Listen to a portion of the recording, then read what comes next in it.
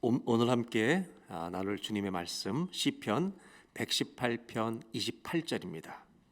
시편 118편 28절 한 절 말씀을 우리 다 같이 함께 봉독하도록 하겠습니다. 주는 나의 하나님이시라 내가 주께 감사하리이다. 주는 나의 하나님이시라 내가 주를 높이리이다. 아멘. 어느새 2021년도 마지막 주일입니다. 이제 다음 주일은 2022년도 주일을 맞이하게 됩니다. 한 해를 마무리하는 마지막 주일에 우리 온 교우님들과 하나님께 드리고 싶은 고백이 있었습니다. 그것은 뭐냐면 오늘 시편 118편 말씀입니다. 한번 저를 따라해 보실까요? 주는 나의 하나님이시라 내가 주께 감사하리이다. 주는 나의 하나님이시라 내가 주를 높이리이다. 한 해를 마무리하면서 우리 모두 이 고백으로 마무리했으면 좋겠어요. 주는 나의 하나님이시라. 맞습니까? 네. 그런데 이 고백이 우리의 마음속에 일평생 드려지는 고백인지 가끔 드리는 고백인지는 고민은 해야 될 것 같습니다. 우리가 이 세상을 살면서 배워가는 게 있는데 눈에 보이는 것과 보이지 않는 것이 공존하고 있다는 것을 배우게 됩니다. 부모님은 보이지만 부모님이 흘러보내는 그 사랑의 마음은 눈으로는 볼 수 없습니다.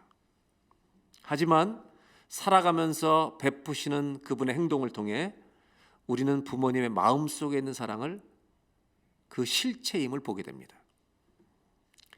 마찬가지로 우리가 듣고 있는 이 언어, 소리들 중에 들리는 언어도 있지만 들리지 않는 언어도 존재합니다. 언어는 입을 통해 전달되는데 하지만 삶과 표정을 통해 전달되는 언어도 있습니다. 심지어 아무 말을 하지 않는데도 언어가 들릴 수 있습니다. 우리는 성장하면서 누구나 들리는 언어만 배우는 게 아니라 들리지 않는 언어와 소리도 배우게 됩니다. 그래서 그것을 해석하는 그 인생의 여정이 우리 모두의 삶입니다. 오늘 나누고 싶은 주는 나의 하나님이시라 한 해의 마지막 주일에 이 고백이 우리의 모든 고백이 됐으면 좋겠는데 모두의 고백이 됐으면 좋겠는데 성경에 보면 언제 사람들이 이 고백을 주로 하는가 이걸 잠깐 보려고 합니다. 성경에 보면 많이 나오는데 놀라운 일이 벌어질 때 사람들은 하나님이다, 그분이 하나님이다라고 고백합니다. 갈멜산 전투에서 엘리야가 바알 선지자와 아세라 선지자와 영적 전쟁을 벌이는데 우상을 섬기는 선지자들이 아무리 제단에 나무를 놓고 불을 내려달라고 해도 헛된 우상은 아무런 능력을 행할 수 없습니다. 그런데 이 엘리야가 갈멜산의 단을 수축하고 여호와께 기도합니다. 그때 갈멜산의 불이 임해서 그분이 하나님의 살아계신 하나님이라는 걸 모든 사람이 목격하게 되는 그 장면이 열왕기상에 나옵니다. 그것을 목격했을 때 사람들의 입에서 터져나왔던 말이 열왕기상 18장 39절입니다. 한번 다 같이 함께 봉독하겠습니다. 모든 백성이 보고 엎드려 말하되 여호와 그는 하나님이시로다 여호와 그는 하나님이시로다 하니 사람들이 언제 여호와를 하나님으로 고백하는가? 놀라운 일을 목격했을 때 그렇습니다. 하나님이 저와 여러분에게 어떤 특별한 일을 행하실 때 우리는 그분을 감격과 감탄 속에 고백합니다. 선포합니다. 그는 하나님이시다. 오늘 열왕기상도 마찬가지입니다. 이스라엘 백성들이 홍해바다를 앞에 만났을 때 두려워했지만 하나님께 부르짖고 기도했을 때 홍해바다가 갈라지고 마른 땅으로 건너갑니다. 이스라엘 백성들이 다 건너가고 애굽 군대는 죽습니다. 여러분 그 일이 일어난 다음에 어떤 고백이 터졌을까? 출애굽기 15장 1절에도 동일합니다. 모세와 이스라엘 자손이 노래하는데 2절을 가보겠습니다. 역시 다 같이 한번 읽어볼까요? 여호와는 나의 힘이요 노래시며 나의 구원이시로다. 그는 나의 하나님이시니 내가 그를 찬송할 것이요 내 아버지의 하나님이시니 내가 그를 높이리이다. 언제 사람들은 그는 나의 하나님이라고 고백하는가? 주로 언제 고백하느냐면 놀라운 일을 우리에게 행하셨을 때입니다. 그때 사람들에게는 이 고백이 다 터집니다. 하나님은 전능하신 분임을 목도했을 때 이 고백은 터지는 겁니다. 저와 여러분에게도 인생이 마찬가지입니다. 정말 박수치면서 하나님을 나의 하나님이라고 고백했던 삶의 여정의 순간들이 있었을 것입니다. 신약 성경에도 예수님이 풍랑을 잔잔케 하셨을 때 제자들은 말합니다. 마태복음 8장 27절입니다. 그 사람들이 놀랍게 여겨 이르되 이분이 이가 어떠한 사람이기에 바람과 바다도 순종하는가. 제자들이 예수님이 풍랑을 잔잔케 하시는 장면을 목격했을 때 이분이 누구신가? 이 말 속에는 이분이 하나님이 아니신가라는 감탄이 있습니다. 우리 모두가 이런 놀라운 일을 볼 때 그분은 하나님이라고 하는 감격의 목소리를 높입니다. 그리고 이것은 우리가 주님을 믿는데 도움이 되는 것은 분명히 맞습니다. 그러나 한 가지 중요한 숙제가 있습니다. 하나님은 전능하신 분이다 말할 때 우리는 히브리어 엘샤다이라고 말합니다. 여러분, 하나님은 전능하십니다. 맞습니까? 전능하십니다. 하지만 하나님의 전능하심은 우리의 삶 속에 매일 드러내시진 않습니다. 좀 더 구체적으로 말하면 그분이 나를 위한 기적을 매일 행하시지는 않는다는 말입니다. 그래서 우리의 믿음이 흔들릴 때도 있습니다. 심지어 쓰러지고 낙심할 때도 있습니다. 엘리야 얘기를 조금 더 해보겠습니다. 갈멜산에서 영적 전투를 벌일 때 엘리야는 용사였습니다. 너희가 어느 때까지 둘 사이에서 머뭇머뭇하려느냐 이렇게 얘기하면서 하나님이 정말 하나님이면 그분을 택하라고 강력하게 권면합니다. 그리고 갈멜산의 제단에 불이 내립니다. 그 영적 전투에서 승리한 엘리야가 그 당시에 왕이었던 아합 왕의 부인 이세벨이 이 엘리야를 잡아 죽이려고 한다는 소식을 듣자 두려움에 휩싸여 브엘세바로 도망가 로뎀나무 아래 앉아서 낙심하고 탄식을 하는 장면이 열왕기상 19장 4절에 나오는데 이 사람이 똑같은 사람이라는 것을 주목해야 합니다. 19장 4절을 제가 읽어드리도록 하겠습니다. 자기 자신 엘리야를 말합니다. 광야로 들어가 하룻길쯤 가서 한 로뎀나무 아래 앉아서 자기가 죽기를 원하여 이르되 여호와여 넉넉하오니 지금 내 생명을 거두시옵소서. 나는 내 조상들보다 낫지 못합니다. 그렇게 승전보에 감격했던 엘리야, 그의 기도를 듣고 하나님이 제단에 불을 내려 모든 사람이 여호와는 하나님이라고 고백하게 했던 그 놀라운 역사의 현장에 있던 엘리야가 땅바닥에 주저앉아 낙심하며 하나님 죽여달라고 외치고 있다는 것입니다. 우리도 이렇게 쓰러질 수 있다는 사실을 알아야 합니다. 엘리야의 외침은 하나님 왜 이러십니까? 내가 그렇게 주를 위해 살았는데 왜 내가 이렇게 죽임을 당하는 위협 속에 두게 하십니까? 라고 그는 탄식하고 있다는 것입니다. 저와 여러분의 마음 안에는 믿음도 있고 주님을 향한 찬송도 있고 상황이 여의치 않으면 주님을 원망할 수 있는 원망도 같이 공존하고 있습니다. 홍해를 건넌 후도 마찬가지입니다. 홍해를 건넌 것은 놀라운 기적을 본 것입니다. 하나님을 찬송했습니다. 여호와는 나의 하나님이시라 내가 그를 찬송하리이다. 이렇게 다 백성들이 노래합니다. 그 찬송이 얼마 가는지 아십니까? 곧 멈춰집니다. 언제냐면 건너갔는데 먹을 물이 없어서 물을 찾다가 마라라는 그곳에 도착해서 물을 먹었는데 써서 먹을 수가 없습니다. 홍해 바다가 열리니까 찬송하고 마실 물이 없으니까 원망합니다. 출애굽기 15장 22절입니다. 그들이 나와서 수르 광야 얼마를 걸었냐면 사흘길을 걷습니다. 홍해 바다의 기적을 보고 걸어서 사흘이 지나서 마라에 이르렀습니다. 물이 있어서 마시지 못하는데 이름을 마라라 합니다. 여러분, 홍해를 본 기적은 며칠 한 겁니다. 24절입니다. 백성이 모세에게 원망하여 이르되 우리가 무엇을 마실까?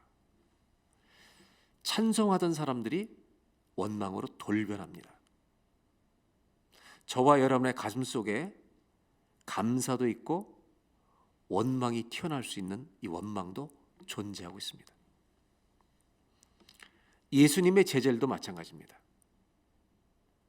아마 가장 많은 기적과 그 전능하심을 목격한 사람들이 제자들이었을 것입니다. 3년 동안 수많은 기적을 보았습니다. 저분이 누구시냐? 그분이 하나님인 것을 점점 알아가게 되었습니다. 그러나 예수님이 붙잡히시자 모두 도망갑니다. 그리고 기적의 가장 큰 기적을 경험했던 베드로 역시 주님을 3번이나 부인하고 도망갑니다. 여러분, 주는 나의 하나님이시라는 이 신앙 고백은 저는 이렇게 생각합니다. 완성형이 아닙니다. 우리는 그 말을 못할 때도 있습니다. 그럼 무슨 말이냐? 이 고백이 점점 더 우리의 삶 속에 깊어져 가고 내 뼛속에 새겨지고 점점 더 성숙해져 가는 과정에 우리가 있다는 사실을 인정하자는 것입니다. 바라기는 그 성숙함이 깊어져서 1년에 365일 무슨 일을 만나도 주는 나의 하나님이시라는 견고한 믿음에 서는 저와 여러분 되시기를 기원합니다. 그것이 우리의 소원입니다. 그렇다면 오늘 우리는 이런 질문을 해야 합니다. 기적으로 이 믿음을 지킬 수 없다면 기적보다 더 소중한 믿음에 우리는 서야 한다는 것입니다. 아무리 무슨 일이 있어도 하나님 우리를 인도하신다는 그 믿음 위에 서야만 이 고백을 계속할 수 있다는 겁니다. 한 영성학자는 이렇게 말합니다. 기적이 일어나도 영적인 체험을 예배하지 말라는 것입니다. 우리가 예배할 것은 사건이 아니라 체험이 아니라 주님인 줄로 믿습니다. 그 주님을 믿고 주님을 예배하는 것이 참된 예배라는 것입니다. 엘리야와 제자들 역시 그 과정 속에 있었습니다. 완성형이 아니었습니다. 그런데 그들의 후반부의 삶을 보면 점점 더 완성형이 되어갑니다. 엘리야는 믿음 위에 서게 되고 흔들리지 않게 되고 제자들 역시 목숨을 내어놓고 끝까지 주님을 따르게 됩니다. 무슨 일이 있었던 것인가? 아니, 한 사람의 믿음이 견고해지게 하는데 주는 나의 하나님이시라고 1년에 365일 고백하게 하는데 뭐가 역사하면 그렇게 되는 것일까? 저는 정답을 얘기하면요, 기적이 아니라 성경이 보여주는 것은 사랑이라고 말합니다. 여러분, 우리는 하나님의 사랑을 받게 될 때, 하나님이 나를 사랑하신다는 걸 알게 될 때 이 믿음의 뿌리가 점점 더 견고해질 줄로 믿습니다. 이 지쳐서 쓰러졌던 엘리야의 이야기를 조금 더 하면 엘리야는 로뎀나무 아래 쓰러져 죽여달라고 탄식했습니다. 그때 기가 막힌 장면이 19장 4절을 다시 보겠는데요. 나옵니다. 한번 4절을 보겠습니다. 자기를 죽여달라고 쓰러져 있습니다. 앉아서 하나님 앞에 하소연을 합니다. 성경은 아주 재밌게 묘사하는데 여러분, 이렇게 탄식하다가 사람들은 울면 그 다음에 많이 하는 증상이 뭐냐면 잠드는 겁니다. 사람은 울면 자요. 5절입니다. 로뎀나무 아래 누워 자고 있습니다. 엘리야가. 근데 천사가 그를 어루만지며, 제가 오늘 시작할 때 말씀드렸잖아요. 눈에 보이는 것도 있고 우리는 보이지 않는 실체도 알게 된다는 것입니다. 보이지 않는데 분명히 있는 게 있습니다. 오늘 쓰러진 엘리야를 하나님은 천사를 통해 그를 어루만지셨습니다. 저는 이것을 이렇게 읽습니다. 하나님이 엘리야를 만지신다. 이 글을 읽는 순간 우리 모두가 공감하는 바가 있습니다. 내가 힘들 때 하나님이 우리 가정과 나를 만져주신 적이 있습니까? 없습니까? 있어요? 없어요? 그것이 공감이 된다는 겁니다. 성경이 보여주는 것은 하나님은 하나님의 백성이 힘들 때 놔두시지 않는다는 겁니다. 반드시 우리를 기적만 행하시는 분이 아니라 어루만져 주십니다. 이것을 우리는 하나님의 사랑이라고 말합니다. 이 구절에서 우리는 우리를 사랑하시는 하나님의 사랑이 보인다는 것입니다. 그리고 엘리야를 2번이나 어루만지시고 또 잠들었던 걸 어루만져 깨우시고 음식을 제공하시고 네가 이 길을 호렙산까지 내가 너를 부를 텐데 이기지 못할까 하노라. 음식을 먹이시고 또 자게 한 다음에 그리고 호렙산에 40일 걸어서 거기에 도착하게 합니다. 그리고 하나님은 엘리야가 나만 남아있다고 하소연하는 엘리야에게 내가 열심히 특별해서 열심히 주를 위해 살았는데 지금 지쳤고 또 이세벨은 나를 쫓습니다. 오직 나만 남았는데 도와달라고 그 자기의 사정을 아릅니다. 그때 여호와께서 그 앞에 서라고 호렙산 앞에 서라고 말씀하십니다. 그리고 하나님은 특별한 행동을 행하십니다. 지진이 일어나게 하고 큰 바람이 일어나게 하고 심지어 불이 떨어지게 합니다. 우리는 그런 현상들에 눈에 보이는 현상들에 매료될 때가 있습니다. 그 전능하신 하나님, 그분의 행하시는 전능하심이 내 믿음에 도움이 되지만 언제나 전능하신 하나님이 내가 원하는 대로 다 이루어지게 해주기를 바랄 때가 너무 많습니다. 저는 목회를 하면서요, 성도님들의 사랑을 굉장히 많이 받고 목회한 사람입니다. 제가 성도님들을 돌본 것보다 성도님들이 저를 돌아봐 주신 게 훨씬 많습니다. 교인들이 아플 때 제가 도와드린 것보다 제가 아플 때 교인들이 저를 케어하신 사랑이 더 큰 것 같아요. 사랑을 많이 받았습니다. 조금 젊었을 때는요, 교인들이 그런 사랑을 많이 베풀다 보니까 제 아내한테 이런 얘기를 해요. 목사님, 사모님 좋은 목사님하고 살아서 참 좋으시겠어요, 이렇게 얘기합니다. 그럼 제가 얼마나 어깨가 올라가겠어요. 그럼 젊었을 때 제 아내는 이렇게 얘기하죠. 살아보라고. 그 살아보라고 하는 말에는 여러분 보이지 않는 언어가 있는 것입니다. 생각해 보세요. 제가 좀 성격이 까다롭고 뭐 이런 편이지만 이것 때문에 제 아내가 힘들 거 아닙니까? 그런데 그 힘든 것만 맨날 얘기하면 못 사는 겁니다. 저요, 따뜻할 때도 있습니다. 무지무지 잘할 때도 있습니다, 여러분. 늘 그렇지는 못하지만. 그러니까 그 좋은 점과 섞여 있기 때문에 아내는 살 수 있는 겁니다. 요즘은요, 옛날보다 훨씬 더 부드러워졌습니다. 제가 얘기해서 믿을지 아닐지 모르겠지만 하여튼 anyway. 근데 주님과 우리 관계를 생각해 보세요. 전능하신 하나님이라는 것은 우리가 다 압니다.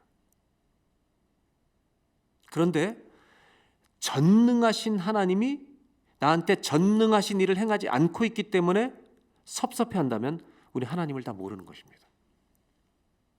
그분은 전능하신 분만이 아니라 완전하십니다. 그분은 우리 인생을 내가 이해할 수 없는 상황에서도 인도하시는 선한 목자이신 줄로 믿습니다. 이런 하나님을 우리가 온전히 신뢰할 때 이 주는 나의 하나님이시라는 고백은 점점 더 성장하고 깊어져 간다는 것입니다. 하나님은 지진 속에서, 불 속에서, 바람이 휘몰아치는 속에서 나타나시지 않습니다. 우린 현상을 보고 주님을 헤아리려고 합니다. 열왕기상 19장 12절에 하나님은 이렇게 나타나십니다. 또 지진 후에 불이 있으나 불 가운데에도 여호와께서 계시지 아니하더니 주님은 세미한 소리로 오십니다. 무슨 얘기입니까? 우리가 정말 믿음을 지킬 수 있는 길은 기적이 아닙니다. 말씀인 줄로 믿습니다. 주의 말씀이 와야 우리는 살아날 줄로 믿습니다. 엘리야는 이 갈멜산에서 승리를 체험하고도 쓰러졌다가 호렙산에서 주의 말씀이 임했을 때 일어납니다. 나머지 생애를 선지자로서 모든 사역을 감당하고 주님 나라에 들어갑니다. 성경이 우리에게 보여주시는 것은 이것이죠. 우리의 믿음, 하나님을 향한 변함없는 믿음이 과정 중에 있는데 언제 더 깊어지는가? 주는 나의 하나님이시라는 이 고백이 내 평생에 1년에 365일 고백이 되려면 뭐가 있어야 되는가? 이 뿌리는 기적이 아닙니다. 사랑인 줄로 믿습니다. 우리를 사랑하시는 사랑을 알면 그 완전하신 하나님, 그분의 사랑을 받는 존재라는 걸 안다면 우리의 고백은 매일 계속될 줄로 믿습니다. 이거 점점 완성형이 되어간다는 것이죠. 베드로도 마찬가지입니다. 예수님도 베드로를 찾아가십니다. 그리고 이런 질문하시잖아요. 너는 나를 사랑하느냐? 한번 요한복음 21장 15절을 보겠습니다. 우리 노란 글씨만 다 같이 한번 읽겠습니다. 시작. 요한의 아들 시몬아, 내가 이 사람들보다 나를 더 사랑하느냐? 이 글자의 질문은 아주 심플해요. 네가 나를 더 사랑하느냐? 실패했던 베드로에게 물으십니다. 근데 여기에 보이지 않는 글자가 있습니다. 즉 들리지 않는 언어가 있습니다. 무슨 말이냐면 실패했던 베드로에게 예수님이 오셨다는 것이 언어입니다. 그리고 내가 물으시기를 네가 나를 더 사랑하느냐는 이 언어 속에 또 하나의 언어가, 들리지 않는 언어가 있네. 그 뭐냐면 나는 여전히 너를 사랑하고 있는데 라는 것입니다. 전 아이들을 기를 때 부모님들에게 부탁하고 싶었던 게 있습니다. 그 뭐냐면 아이들이 잘못했을 때 야단만 치지 말라는 겁니다. 저희 아이들이 어릴 때 학교에서 무슨 퀴즈를 했는데 그냥 퀴즈예요.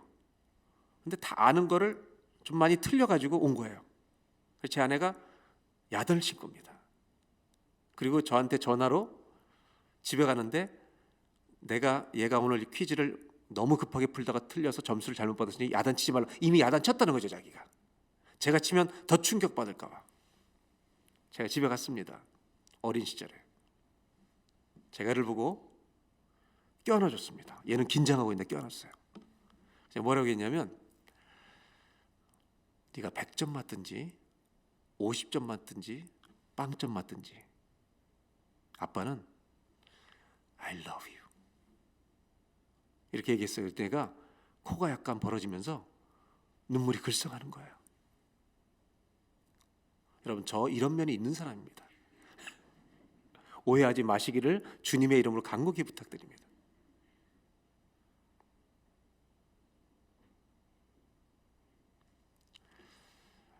신앙생활하면서 정말 감격스러울 때는, 기적보다 더 큰 기적처럼 느껴질 때는 내가 영적으로 실패했는데 주님이 나를 안아주시는 것입니다. 엘리야가 일어난 것도, 베드로가 일어난 것도 주님이 그들을 사랑하신다는 사실을 알려주셨기 때문입니다. 한 해 동안 여러분 어떻게 사셨습니까? 오늘 마지막 주일까지 혹시 영적으로 실패한 면이 있다 할지라도 오늘 이 예배는 주님이 우리에게 찾아오시는 예배가 되기를 바랍니다.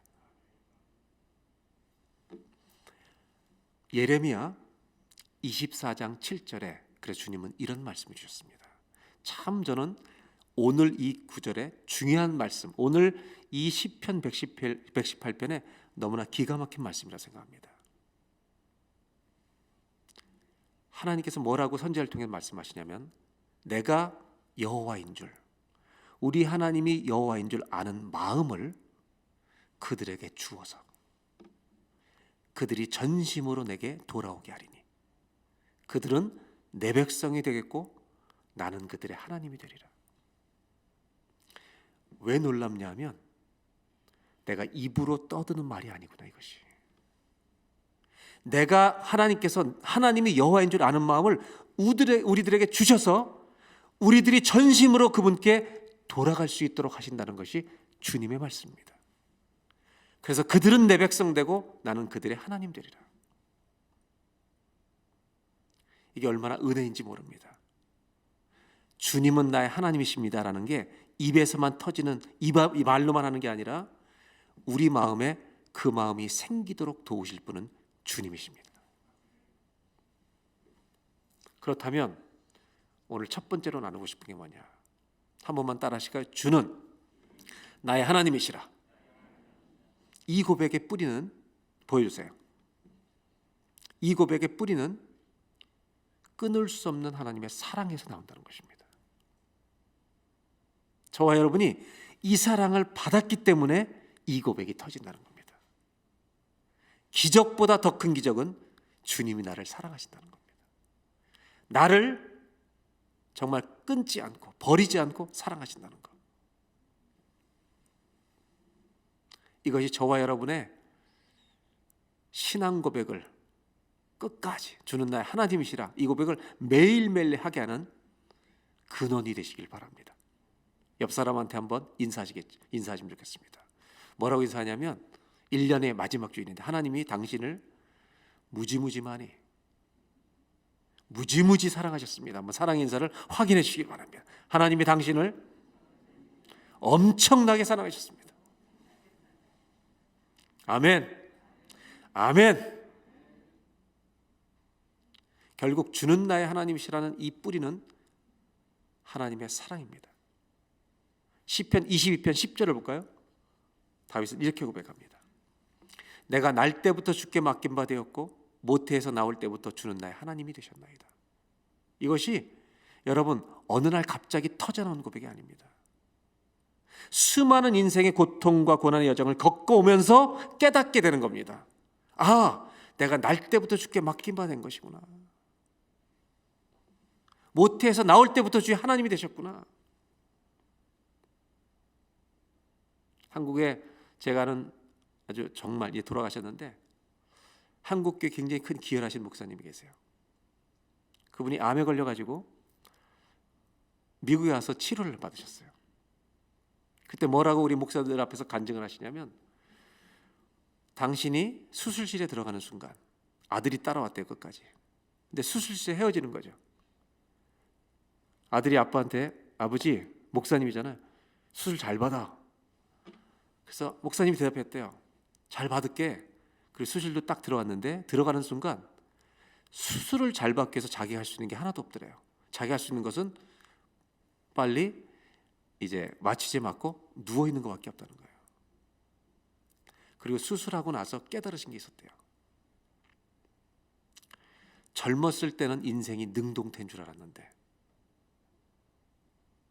내가 병실에 혼자 들어가 보니까 나이가 들어가니까 인생은 수동태다. 우리의 삶의 여정은 주님께서 이루어 가시는 것입니다. 우리가 모두 그 사랑 안에 있다는 것을 잊지 마시길 바랍니다. 두 번째로 그래서 여러분 질문하고 싶은 게 뭐냐면 하나님이 여러분을 잊어버리지 않으신다는 것을 믿으십니까? 이 질문입니다. 여러분. 하나님이 여러분을 우리의 신음소리를 반드시 기억하신다는 것을 믿으시냐는 말입니다. 아이들을 길러본 집들 중에 세대 차이는 있겠지만 이런 책을 혹시 아는지 모르겠어요. 여러분들 그 책들이 애들 집에 있었는데 요즘은 없는 것 같고요. 혹시 원리를 찾아서라는 책 아세요? 혹시 아는 분 손 들어보세요. 이거 모르는 분도 많대요. 원리를 찾아서. 아, 이게 짝 중간 세대군요. 이 세대가. 그러니까 아주 연세가 어린 분은 모르고 이제 젊은 사람들도 모르더라고요. 원리를 찾아서는 뭔지 알죠? 책을 열면 페이지마다 원리라는 인물이 있죠. 있어요. 그 사람을 매 페이지마다 찾는 겁니다. 그런데 찾기가 쉬워요, 어려워요? 어렵습니다. 왜 어려워요? 비슷한 놈들이 너무 많아 거기. 근데 분명한 것은 그 책을 쓴 마틴 헬리포드라는 사람은 그 책을 그림으로 그릴 때, 이게 세계적으로 팔린 책이잖아요. 이 사람은 반드시 매 페이지마다 원리가 있어요, 없어요? 있다는 것입니다. 찾기 어려운 이유는 똑같은 놈들, 비슷한 놈들이 너무 많은 거예요. 근데 다 달라요. 반드시 그 원리를 찾아야 돼. 어떤 애는 신발이 벗겨져 있든지 줄무늬를 입고 있는데, 궁금하신 분은 가서 찾아 보세요. 사실 필요 없고 서점 가서 보세요. 지금도 있을 거예요. 제가 이 얘기를 나눈 이유는 페이지를 열 때마다 수많은 원리같이 생긴 비슷한 사람이 많은데, 그 중에 진짜 원리는 한 사람이 하나만, 반드시 하나가 있다는 겁니다. 그걸 그렇게 기가 막히게 그려놓은 겁니다. 이 얘기를 왜 드리냐면 1년에 365일이 매일 새로운 챕터를 여는 겁니다. 기적이 일어나지 않아도 여러분, 오늘도 하나님은 계십니다. 그 말은 오늘 우리 하루는 그 주님을 찾고 그 주님과 동행하는 삶을 사는 것인 줄로 믿습니다. 근데 문제는 뭐냐? 원리를 못 찾는 이유는 비슷한 아이들이 많아서 못 찾지만, 하나님을 매일 못 보는 이유는 문제가 터지면 문제 바라보느라고 영적인 시력이 소경이 되어버리기 때문입니다.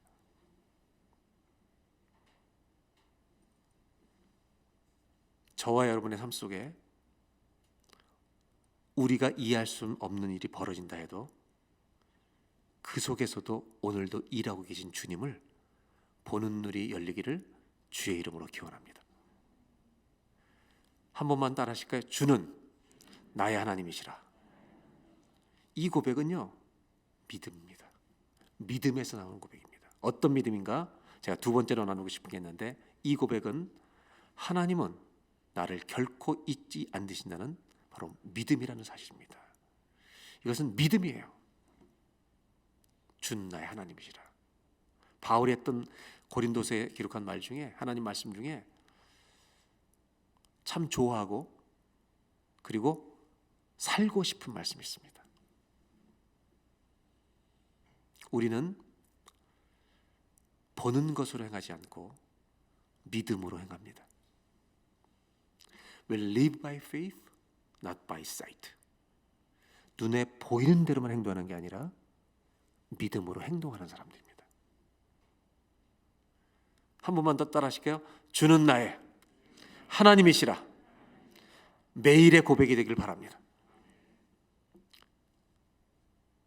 실제로 성경의 인물 중에 룻과 나오미라는 시어머니와 며느리가 있는데, 사실 이 룻이라는 며느리는 시어머니로부터 믿음을 전수받은 사람입니다. 그런데 10년이 지나 베들레헴 고향으로 나오미가 돌아가는데, 며느리들 시집가라고 해도 끝까지 쫓아왔던 룻은 어머니 따라 쫓아옵니다. 그때 했던 룻의 고백을 우리 알고 있어요. 어머니 하나님이 나의 하나님이 된다. 그리고 데리고 갑니다. 베들레헴에 10년 만에 돌아왔더니 사람들이 저 사람 나오미 맞나? 이렇게 얘기하는데, 나오미가 뭐라고 하냐면 20절에 이렇게 말합니다. 룻기 1장 20절에 나를 나오미라 부르지 말고 마라, 쓰다라고 불러라. 자기 이름을 괴로움이라고 불러달라는 거예요. 그 이유는 뭐냐면 이렇게 나와요. 이는 전능자가, 여러분, 하나님을 안 믿었던 사람이 아닙니다. 전능자가 나를 심히 괴롭게 하셨습니다. 전능하신 하나님이 나를 괴롭게 하셨다고 원망 섞인 말로 하는 겁니다. 저는 이것도 믿음이라고 봐요. 근데 믿음이 약간 삐져 있는 상태입니다. 이때 전능자라고 하는 이 표현이 엘 샤다이, 샤다이라는 표현입니다. 전능하신 하나님만을 보니까 내가 믿음이 흔들릴 때가 있습니다. 하나님이 전능하신 분이 아니어서가 아니라 전능하신 하나님이신데, 나에게 전능하신 일을 나를 위해서 오늘 매일 행하지 않기 때문에 섭섭한 것입니다. 그런데 루시했던 고백. 1장 16절인데 쫓아오기 전에 후반부를 보겠습니다. 어머니 백성이 내 백성 되고 어머니 하나님이 나의 하나님 된다. 이 하나님은 전능자 하나님을 넘는 하나님입니다. 엘로힘. 우리의 선한 목자이시고 우리의 반석이시고 전능한 하나님이시고요, 우리의 치료자 여호와 라파이시고 여호와 니시 우리의 승리이시고 이 모든 완전하신 하나님 엘로힘, 우리의 아버지신 하나님. 룻은 베들레헴에 쫓아오는 이유는 좋은 게 있어서 쫓아오는 게 아닙니다. 아무것도 없습니다. 가난한 거 압니다. 자기가 일해야 되는 것도 압니다. 그러나 어느 곳에 가든지 나는 우리 하나님이 함께 계심을 믿습니다. 그 고백으로 그분은 나의 하나님이다, 이렇게 고백하는 겁니다. 저와 여러분의 인생에도 이 고백이 살아있길 바랍니다. 여러분, 주님은 우리의 하나님이십니다. 시편 118편 28절 말씀 마지막으로 우리 다 같이 한번 마음을 다해서 읽겠는데요, 찬양팀 올라오셔도 됩니다. 우리 다 같이 한번 읽겠습니다. 시작. 주는 나의 하나님이시라 내가 주께 감사하리이다. 주는 나의 하나님이시라 내가 주를 높이리이다. 여러분, 놀라운 일이 일어났을 때만 이 기도가 터지고 이 고백이 터지는 게 아니라 아무 일이 일어나지 않았을 때도 불구하고 지금도 그 신비 속에 내가 이해할 수 없는 그 환경 속에서도 우리의 선한 목자 되신 주님은, 아버지는 나를 위해서 오늘도 일하고 계심을 믿습니다. 이것을 고백하고 이 기도와 고백과 찬송을 조합해드리는 2021년도 마지막 주일 예배가 되시기를 주의 이름으로 축원합니다. 그래서 저는 이 고백이 찬송이라고 생각합니다. 아니, 예배라고 생각합니다. 그래서 마지막으로 나누고 싶은 건 뭐냐면 이 고백은 우리를 승리로 인도할 줄로 믿습니다. 이 고백은 하나님이 나를 붙들어 주신다는 여러분 승리의 찬송이고 예배가 될 줄로 믿습니다. 오늘 2021년도 마지막 주일, 주는 나의 하나님이시란 이 고백으로 우리가 무장돼서 22년도를 승리하며 살아가는 성도가 되시기를 주의 이름으로 축복합니다.